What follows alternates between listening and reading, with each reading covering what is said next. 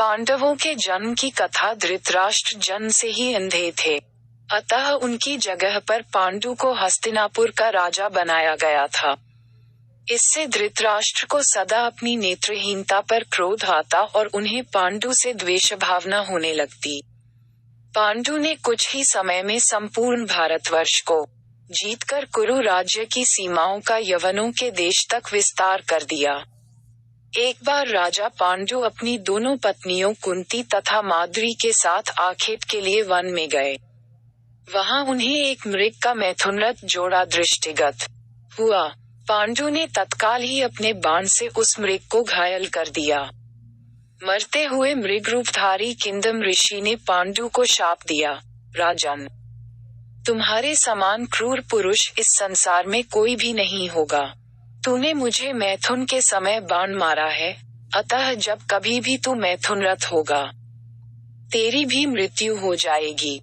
इस शाप से पांडु अत्यंत दुखी हुए और अपनी रानियों से बोले, हे देवियों, अब मैं अपनी समस्त वासनाओं का त्याग करके इस वन में ही रहूंगा।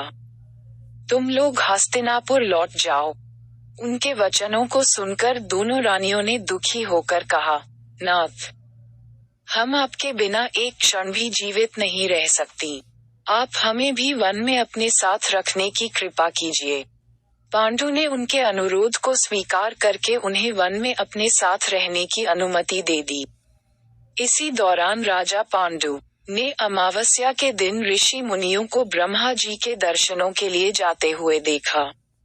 उन्होंने उन ऋषि मुनियों से स्वयं को साथ ले जाने का आग्रह किया। उनके इस आग्रह पर ऋषि मुनियों ने कहा, राजन, कोई भी निःसंतान पुरुष ब्रह्मलोक जाने का अधिकारी नहीं हो सकता, अतः हम आपको अपने साथ ले जाने में असमर्थ हैं। ऋषि मुनियों की बात सुनकर पांडु अपनी पत्नी से बोले, हे कुंती, मेरा जन्म लेना ही वृथा हो रहा है, क्योंकि संतानहीन व्यक्ति पितृ ऋण, ऋषि ऋण, देव ऋण तथा मनुष्य ऋण से मुक्ति नहीं पा सकता। क्या तुम पुत्र प्राप्ति के लिए मेरी सहायता कर सकती हो? कुंती बोली, हे आर्यपुत्र, दुर्वासा ऋषि ने मुझे ऐसा मंत्र प्रदान किया है, जिससे मैं किसी भी देवता का आह्वान करके मनोवांछित वस्तु प्राप्त कर सकती हूँ। आप आज्ञा करें मैं किस देवता को बुलाऊं? इस पर पांडु ने धर्म को आमंत्रित करने का आदेश दिया। धर्म ने कुंती को पुत्र प्रदान किया, जिसका नाम युधिष्ठिर रखा गया। कालांतर में पांडु ने कुंती को पुनः 2 बार वायुदेव तथा इंद्रदेव को आमंत्रित करने की आज्ञा दी।